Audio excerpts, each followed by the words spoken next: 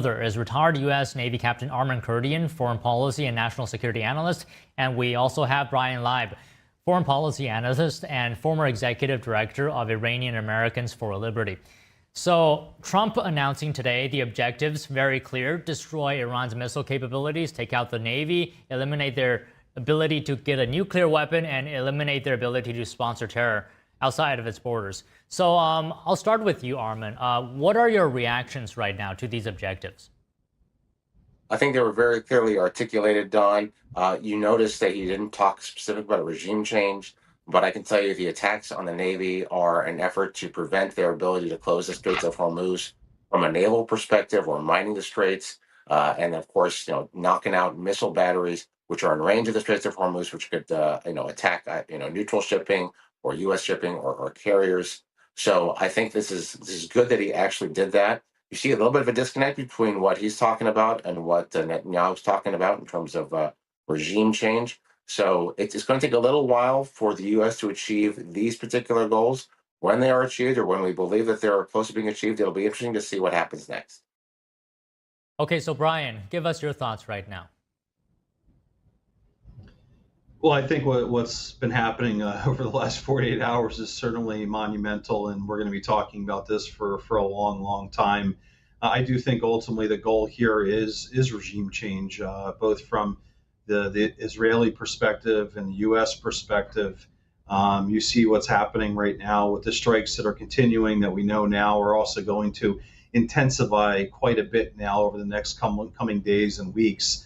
The goal here is not to just get rid of the head of the snake, which you see on the screen right now, and all the other people that have been eliminated, but a lot of the second and third tier levels as well. I really think this is a wholesale kind of take out the trash operation here.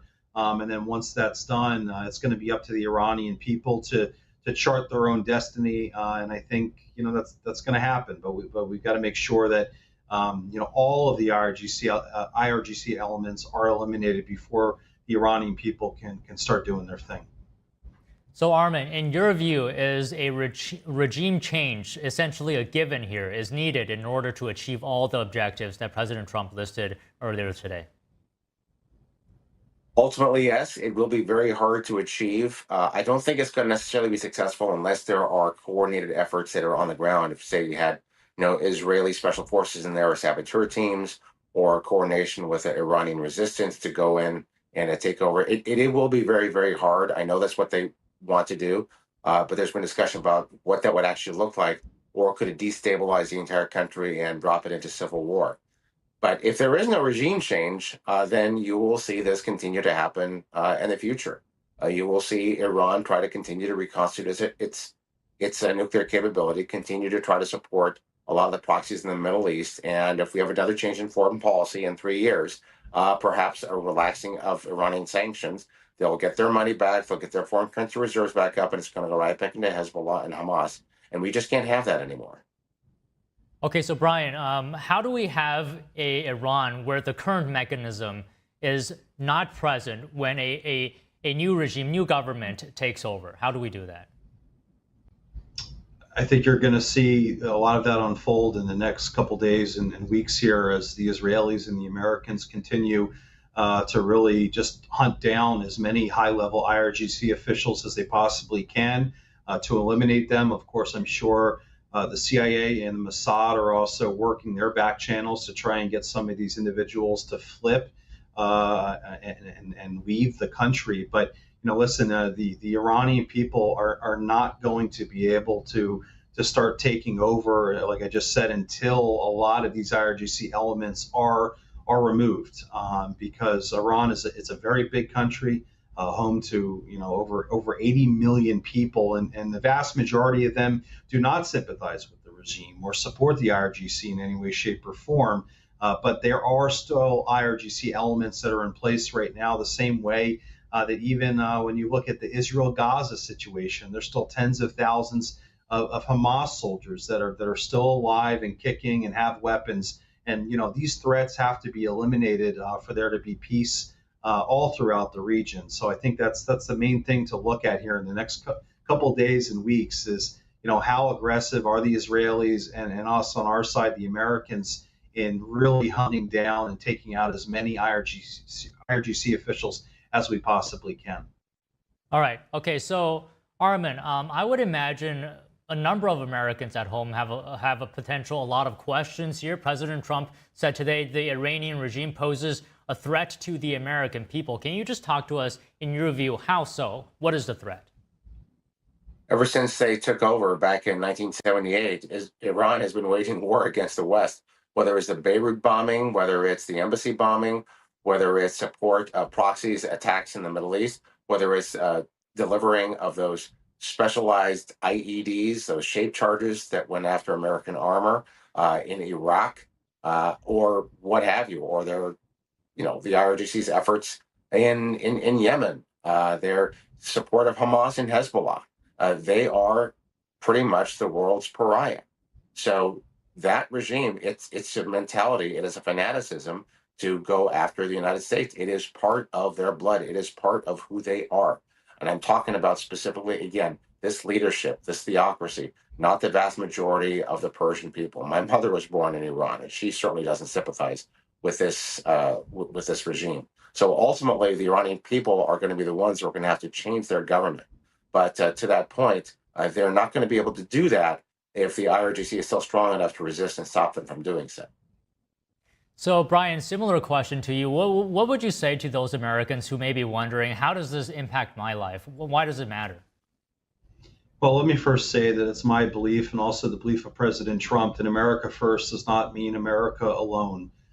We cannot be isolationists, and we sometimes have to take the fight directly to the bad actors throughout the world to ensure that fight doesn't come to our doorstep. And that's exactly what President Trump has done now in partnership with Prime Minister Netanyahu in eliminating so many of these key figures inside of the Islamic Republic of Iran. And it's really, really just a major threat, not just for the region, not just for Israel and for their Gulf partners and Gulf allies there, but I mean, listen, this is a regime that has threatened to blow up the U.S. Capitol building, has tried to assassinate Americans, had assassination attempts trying to assassinate the sitting president of the United States. And oh, by the way, over the last 40 some odd years, as they've been in power, they've been killing Americans and Israelis every chance they can possibly get. I mean, don't forget, during the Iraq War, a lot of those IEDs, they were made by the Iranians. So, they have the blood of hundreds, if not thousands of Americans on their hands. So, what's happening right now, in my opinion, Don, is really long overdue. A lot of presidents have talked about this. A lot of administrations have talked about this, and they just keep kicking the can down the road year after year, decade after decade. And finally, we have a president and in partnership with Prime Minister Netanyahu that really had the guts to do what needed to be done, and truly is a historic moment, I think, for the world right now. So, Armin, Brian says this is long overdue, and Iran is saying it's going to continue to retaliate until the United States and Israel are definitively defeated. I don't know if there are risks there. Can you just explain to us, what does that mean? Well, basically, it means that if we're shooting at Iran, Iran is going to try and shoot back. I would question some of their tactics and their strategies by going after some of the Middle Eastern states, attacking, the UAE and Dubai, attacking the airport and other civilian targets. They're just making them angry. They're shooting missiles at Cyprus, at the British, for crying out loud. Spreading out the war to the rest of the Middle East is not going to be successful in that sense. All it's going to be is just going to allow the U.S. to continue to attrite Iran's combat capability, and also now using some of those bases in some of those countries that previously said that we would not be allowed to use, and allow us to use them. And that allows us to bring additional combat power to bear in terms of, the Air Force that has, tactical aircraft in there. So they don't have to just rely on the B-1s and B-2s flying all the way from the continental United States on those day-and-a-half missions to drop their guided weapons and penetrator bombs in the middle of the country. So Iran is actually not acting in its own best interest in that sense, but they'll keep trying to fight us. They probably will get a few lucky hits as they have. But overall, as we have seen over the last several years, Iran's ability to effect combat operations against the U.S. and Israel have pretty much been very ineffective. So Brian, Lebanon fired rockets at Israel. Is the war widening here? Well, let me just say before that, my panelist's opinion here is exactly correct. I mean, the Iranians' capability to really combat what the U.S. and Israel is doing is they don't have the same capabilities that we do. I mean, come on, they haven't put a single fighter jet in the sky since this started here in the last 48 hours. We have air superiority through most of Iran right now, and that's going to continue. Most of the missile sites, both the ICBM sites and also the defense missile sites, have been eliminated. So the Iranians really don't have a lot left when it comes to military technology, military wherewithal. They probably do have a couple hundred missiles. Maybe that number's a little closer to 1,000.